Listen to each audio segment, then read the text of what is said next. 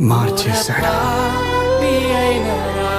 నాకు తెలీదు నువ్వెలాంటి తప్పు చేసిన వాడు, ఎలాంటి బ్రతుకుతున్నావు. దేవుడు నిన్నే పిలుస్తున్నాడు. ఆయన దగ్గరకు వచ్చేసే ఆయన రమ్మంటున్నాడు. ఇక మొత్తం తానే చూసుకుంటానని చెప్తున్నాడు. ఇక వచ్చేస్తావా?